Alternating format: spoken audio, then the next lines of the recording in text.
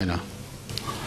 And on the right, GCC with all its hydrocarbon exports has transformed its economy and diversified its economy and looking forward to enter into the manufacturing area.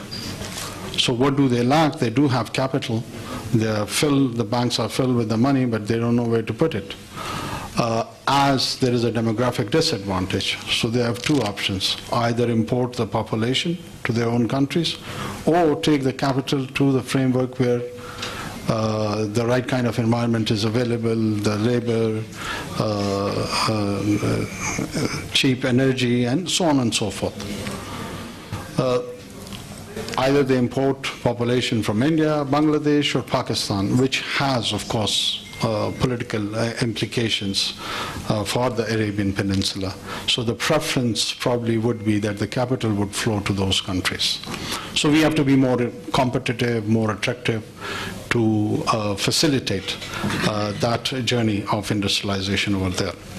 Chinese transformation of the journey of its modernization, where they started post-1979, and they have acquired a stage where they are relocating some of its industry. And one, along with the Southeast Asia, destination would be Pakistan. A country which has diversified cultures, ethnic groups, geography, topography. You go to the north of Pakistan, you have 8 to 9 highest peaks in the world. It's a heaven for the people who are interested in mountaineering. Then you have deserts of Thar, and plains of Punjab, and deserts even in Balochistan. So this is all amalgamation of a different kind of a landscape which is quite unique, that it is offered in one place or in one territory. Pakistan's biggest asset is its human resource.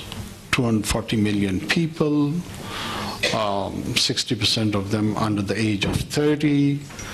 What does that mean? That actually means whole of energy. Energy which needs, of course, a direction. We have got around 1.5 million workforce just in the IT sector. We've been working on its international accreditation also, that a year at least we should produce about 50,000 graduates who would be internationally accredited.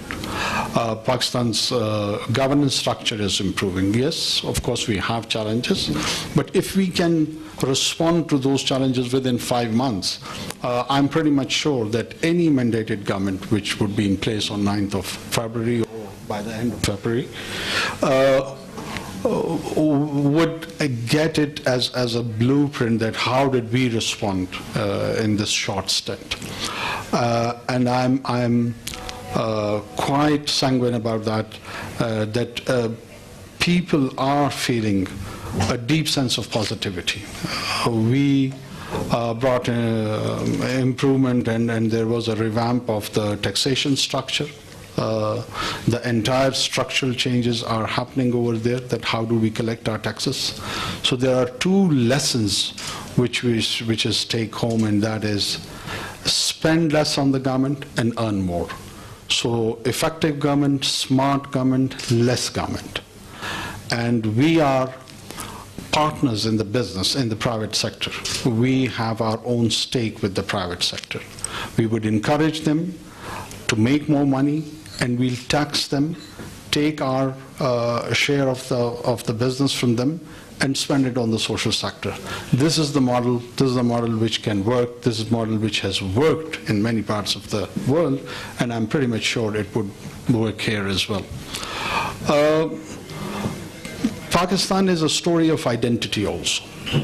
We've been viewed as our journey started probably in 14th August 1947, or to some who have studied Pakistan studies at school, the entry of Muhammad bin Qasim from the Arabian Peninsula is at times referred as a starting point of that identity. I would take it a bit further. I come from Balochistan, where the Mehergarh civilization initiated, and they were the one who provided the early inhabitant to Indus civilization.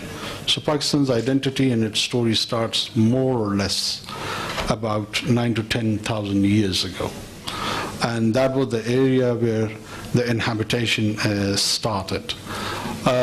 This identity process, the collective memory of Pakistan, it has so many languages as part of its identity, starting from Sanskrit to Persian, English, local languages which were produced from Saraiki to Pashto, from Brahvi, which is a Dravidian origin language, to Sindhi, from Sindhi to Punjabi.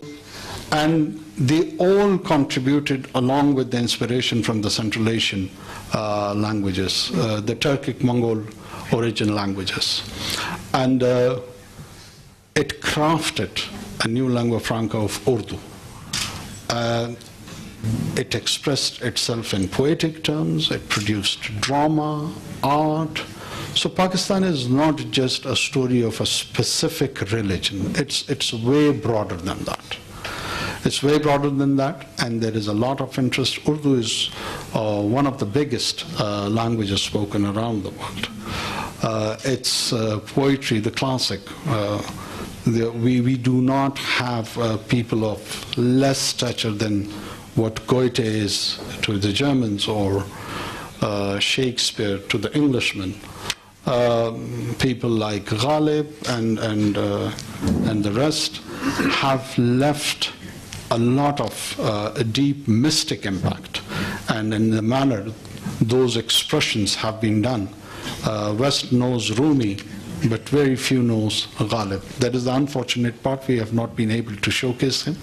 Though in my humble opinion, the themes, of course, Rumi is mentor. We are not creating a competition. आगे बढ़े, आपको बताएं कराची के इलाके garden में